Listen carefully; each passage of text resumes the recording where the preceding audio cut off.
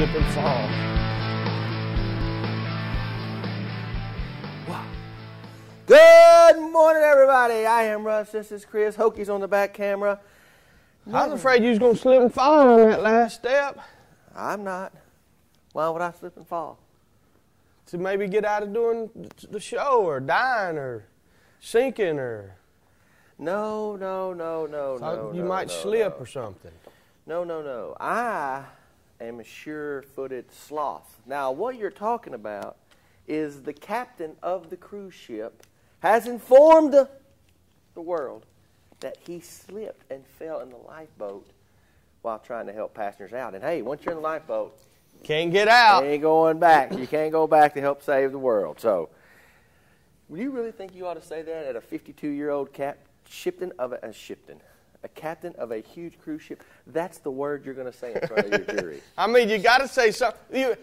Hey, it's better to be judged by 12 than carried by 6. That's what I'm saying. I guess. Man, it's maritime law. I was going to go back. You don't understand. I slipped and it got stuck, and I slipped into the lifeboat and fell into the lifeboat. But now there's a new guy who's coming upon the scene as the hero, who's been helping and saving everybody. Is it okay that you stay on the boat as long as you can and then you try to get off? I mean, is it okay does the captain have to be down? Is that the? I think that's part of the He has to be last off. Last off the ship. I guess that's somebody the still on. Well, how in the hell would you know? I counted on 1, 2, 3. I thought they were that's off. because he was the first group that was out. He's that first group. So and if he went like this, man, I only had on this 4,000 room bus, we only had 62 people. Woo-hoo, but they said they got off on the other side. They got off on the other side. Here's my deal. The boat only did this, and it's still this. It ain't sinking. It ain't going anywhere else. So at that point, I understand you. It's a little, but it had to take on water somewhere. I mean, there's, 10 people missing still, and they called off the rescue? Yeah, a couple from Minnesota missing. So there's 11 died, 11 have, I think, and then there's still some missing. I mean, wouldn't you think everything would be nailed down on a boat just for that reason, except for maybe bar stools? You know, and then somebody get trapped or anyway. It's a sad deal, but he's going to get hung for it. I like that he lied. He went, I did drop the anchor. And they got there and looked at it and went, the anchor's still right here in the boat. Right. Well, I didn't drop the anchor. What I meant to say I hit the button. Yeah, and it didn't go down. I swear to you, it didn't go down. Oh, so, my gosh. Speaking of negative, Modern Family wins all the awards. Right. And they come back with their first show, and the first show is about when you first hear your children cursing. Right. And how to handle it. Right. Well, they did it with a 2-year-old, dropping the F-bomb. Yeah. Repeatedly. Yeah, okay. You okay with that? Doing the show? Yeah. Yeah, I know. It's TV nowadays. If you can say GD on cable and not get away with it and not be punished, you can say every other word in the book. I don't care. Yeah, I think it's the 2-year-old doing it. You know, it wasn't a 13-year-old kid, but it was a 2-year-old during a church service, a wedding at a church. And I'm totally fine with it. You know why I'm fine with it? Because Hokey said the word yesterday. Even though it's a TV show, it's all in the rear end, right? That's right. It's all in the rear end. Because I can tell you right now of a 3-year-old that I can hear cuss and go, where? Oh, I know where you learned that. Oh, ain't no doubt. No doubt. Will Ferrell, remember Will Ferrell's kid in the little video where she was the landlord? Yeah, the landlord did all the cussing. To be honest with you, other than being on network TV, it's been done. Oh, I know it. You know. Oh, I know. You probably didn't have to use a 2-year-old. Probably not, but we know it happened. The 2-year-old, most times the 2-year-olds, if they're like that, they don't even know what they're saying. That's what I'm saying. They don't know it's bad or not. Probably the real actress, they told her to tell fudge, and they just bleeped out every time she said fudge. Probably. Because they did bleep it out, right? I'm sure. Yeah. So. A 2-year-old that's good enough to say fudge is. She should get something. American Idol, you watch it? Nope. I had watched a movie last night, which I did watch Moneyball. Good, so it's real good. It's real good. And I will watch it tonight, so you can go ahead and give spoiler alerts because I don't mind. There wasn't any. They started in Georgia. There wasn't very many idiots. But, of course, Steven Tyler and his, some of the stuff he says, you can tell, drugs has been a part of his life for many years. Who does all the, who he reminds me of? Who does he remind me of that has all those big words? Stephen A. Smith or whatever on ESPN or somebody that uses all those big words? He's just using big words. Okay. I heard this last night on TMZ. Okay. And we've discussed it a million times. Muhammad Ali in his prime or Mike Tyson in his prime? I'm going with Mike Tyson in his prime because float like a butterfly, sting like a bee is awesome, but once you're pinned in that corner getting hit with those bowling balls, you're done. Hope? Tyson. He knocked people out, like a first round? 7 seconds. Yeah, 7 seconds, so yeah. He knocked Joe Frazier, I think it was Joe Frazier's son, out in 7 seconds. Yeah. It's like or Hearns' son. It's like a Humvee versus a tank. That tank's going to win. I'm going with it. I'm going to it as well. I think Muhammad Ali is great, and he was quick, and he was 225 quick, and he popped and he jabbed. But man, I don't think that rope-a-dope would have worked. You can't rope-a-dope when somebody runs at you and runs up on you. It's hard to rope-a-dope at this angle. He's like, oh my God. TMZ, you're staying there. Okay. Paula Deen announced she has type 2 diabetes. Shocking. Shocking, I know. Anthony Bourdain blasted her, and he did this, they had a little feud going on, blasted her saying, your food is so, F-bombing, didn't have a baby, he did it, effing bad for people.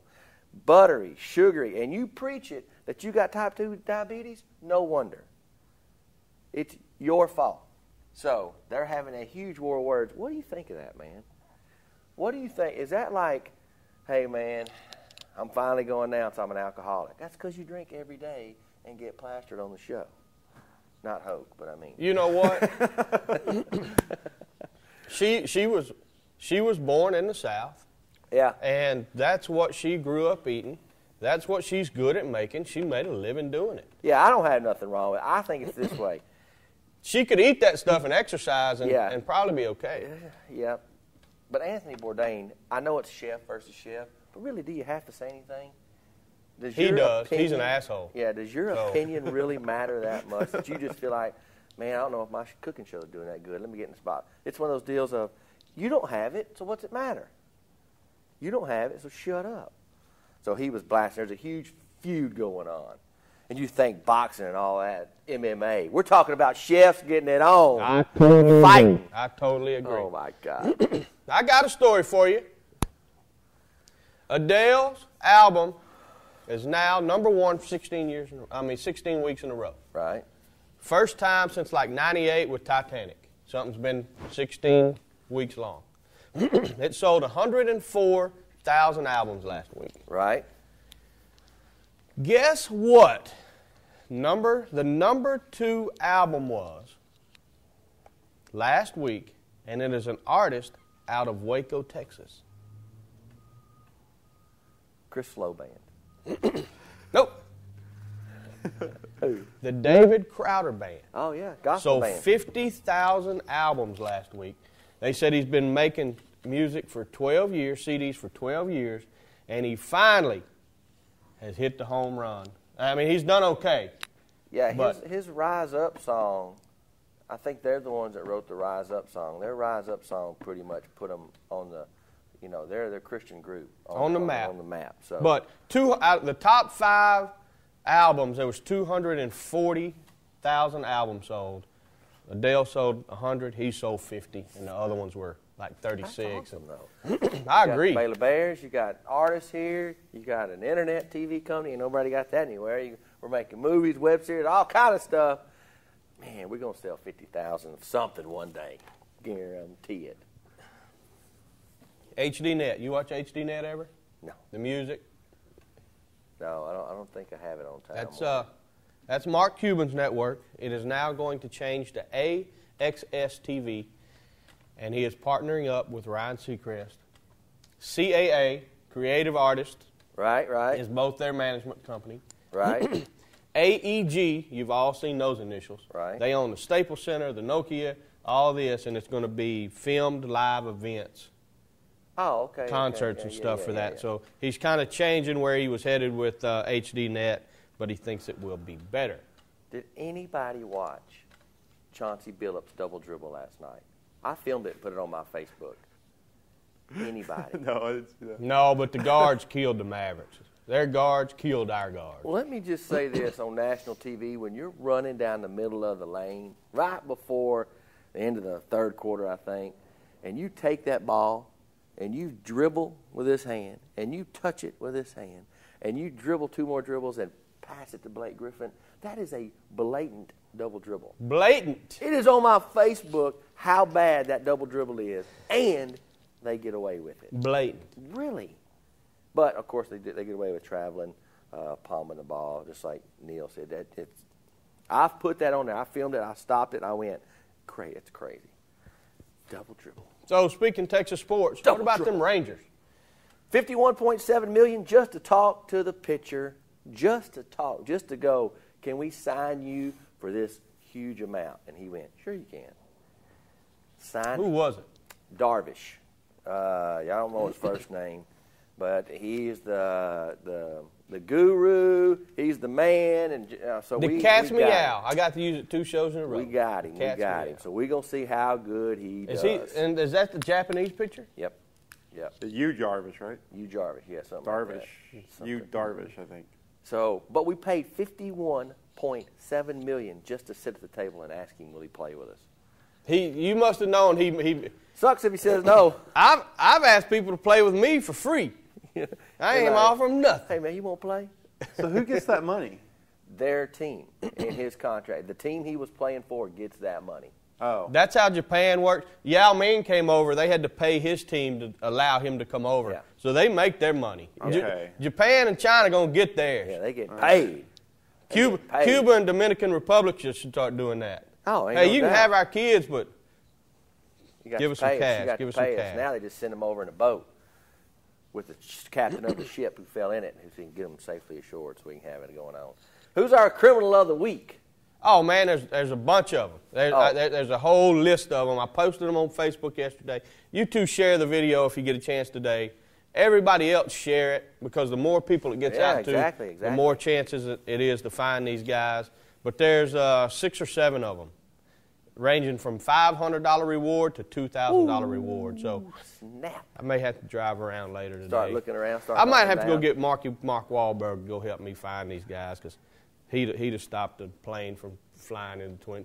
I'm not even getting into that story. Yeah, he kind of had to do a little back crawfishing. Yeah. Crawfishing. Hey, man, hope everybody has a wonderful Thursday. And until tomorrow, I am Russ. This is Chris. Hokies on the back camera. We are out of here. Boom.